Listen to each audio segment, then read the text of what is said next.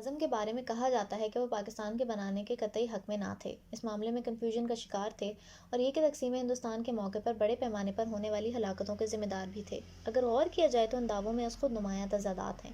مثلاً اگر قائد اعظم پاکستان کے حق میں نہ تھے تو ان پر 1947 کے قتل عام کی ذمہ داری کیسے عائد کی جا سکتی ہے؟ حقیقت یہ ہے کہ ہندوستان کے رہنماؤں نے پاکستان کو آغاز ہی میں ختم کر دینے کا حربہ آزمایا تھا۔ سب سے پہلے بنگال، بہار اور سینٹرل پنجاب وغیرہ میں قتل و غارت گری، آتش زنی اور جبری آبرو ریزی کا بازار گرم کیا گیا اور اس کے بعد مشرقی پنجاب میں بھی اس عمل کو دہرایا گیا۔ بلوائیوں اور مسلمان مخالف لوگوں کو قانون نافذ کرنے والے اداروں میں خصوصی طور پر بھرتی کیا گیا۔ ان قاتل گروہوں کی منظم فوجی انداز میں تربیت کی گئی۔ جون 1947 میں اس پروگرام کو عملی جامہ پہنایا جانا مقصود تھا، لیکن تربیت کی تیاری میں تاخیر کی وجہ سے یہ 1947 میں عملی صورت اختیار نہ کر سکا۔ اس بھیانک کھیل کے پس منظر میں مقصد یہ تھا کہ برطانوی پارلیمنٹ کو ایک بہانہ فراہم کیا جائے کہ ہندوستان ابھی آزاد ہونے اور حکومت سنبھالنے کے لیے تیار نہیں، لہٰذا انڈیپینڈنس ایکٹ کو معطل کر دیا جائے اور آزادی کے اعلان کو منسوخ کر دیا جائے۔ ہندو لیڈرشپ کا ایک پلان یہ بھی تھا کہ بڑے پیمانے پر قتل عام کے بعد جو لوگ نقل مکانی کریں ان کو راستے میں ہی ختم کر دیا جائے۔ چنانچہ انتہائی منظم انداز میں ریل گاڑیوں اور پیدل چلنے والوں کو روک کے مسلمانوں کو تحقیق کیا گیا۔ یہ دراصل کانگریس ہی تھی جس نے قاتلوں کو سہارا دیا، مستقل ہونے کی تربیت دی، فسادیوں کی حوصلہ افزائی کی اور ان لوگوں کو جو بے چینی اور وحشت کا ماحول پیدا کر رہے تھے ان کی کارکردگی پر اظہار مسرت کیا۔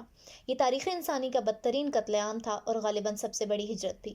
یہ سب اس لیے کیا گیا کہ کانگریسی، خاص طور پر گاندھی صاحب کے نزدیک پاکستان کا بنایا جانا صرف ایک جرم نہیں بلکہ ایک پاپ تھا۔ لہٰذا انسانیت کا سب سے بڑا گفتار قتل، جس کا نشانہ مسلمان اور صرف مسلمان تھے، اس کی ذمہ داری جناح صاحب پر ڈالنا صرف ایک تہمت ہے اور ایک مسلم دشمن پروپیگنڈا ہے اور اس کے علاوہ کچھ بھی نہیں۔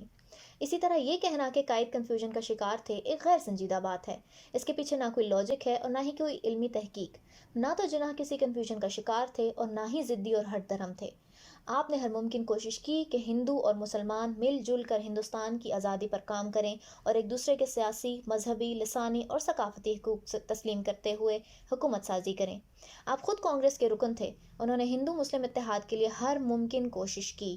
دلی تجاویز، معاہدہ لکھنؤ وغیرہ اس بات کی بہت بڑی روشن مثالیں ہیں۔ یہ کانگریس ہی کے رہنما تھے جو سیکولرزم کی آڑ میں ہندوؤں کی حاکمیت اور مسلمانوں کی محکومی کے لیے کام کر رہے تھے۔ دوسری راؤنڈ ٹیبل کانفرنس کے موقع پر گاندھی نے مسلمانوں کے سیاسی حقوق کی مسلسل نفی کرتے ہوئے ہندوستان میں اقلیتوں بالخصوص مسلمانوں کے حقوق سے انکار کیا اور کہا کہ اگر کوئی ایسی چیز ہے تو آزادی کے بعد اس کا فیصلہ ہو سکتا ہے۔ بہرحال قائد اعظم کو ہندو مسلم اتحاد کی مخلصانہ کوششوں کے باعث سروجنی نائیڈو نے امن کے سفیر کا لقب دیا۔ قائد اعظم ہندوستان میں رہتے ہوئے صرف یہ چاہتے تھے کہ مسلمانوں کو ان کی بقا کے لیے آئینی طور پر تحفظات حاصل ہوں، لیکن کانگریس کے رہنماؤں کے نزدیک آزادی کا مقصد مسلم اقلیت کی محکومی اور رام راج کا قیام تھا۔ لہٰذا انہوں نے قائد کی ہر اس تجویز کی شدت کے ساتھ مخالفت کی جس سے مسلمانوں کے حقوق کو آئینی طور پر حفاظت ملتی۔ قائد اعظم تو کیبنٹ مشن کی آمد تک ہندوستان کی فیڈریشن میں رہتے ہوئے آزادی حاصل کرنے کے حامی تھے، لیکن کانگریس مستقبل میں مسلمانوں کو آئینی طور پر ان کے حقوق کے تحفظ کے لیے ذرا بھی رعایت دینے پر تیار نہ تھی۔ قائد اعظم بلا شبہ اپنے تمام ہم عصر سیاستدانوں سے بہت بلند کردار اور سیاسی قابلیت کے حامل تھے اور اپنے ارادوں میں غیر متزلزل، نہایت عقل مند، دانا، دور اندیش اور ذہین تھے۔ یہ آپ ہی کی شخصیت تھی جس نے ناممکن کو ممکن کر دکھایا اور جداگانہ مملکت کے تصور کو حقیقت کی تشکیل دی۔ یہ کہنا غلط ہے کہ قائد اعظم نے مذہب کو سیاسی فوائد کے لیے استعمال کیا، حالانکہ بھارت میں آج بھی یہی کچھ ہو رہا ہے۔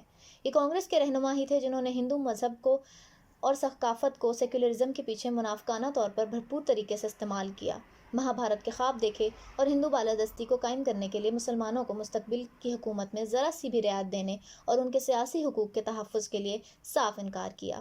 قائد اعظم کی رہنمائی میں مسلم لیگ کی تمام جدوجہد اسی عمل کا رد عمل تھی۔ جناح کریٹر آف پاکستان میں ہیکٹر بولیتو لکھتے ہیں، "By the test of sheer achievement, Muhammad Ali Jinnah must be reckoned as one of the most dynamic and successful political leaders thrown up by the present century."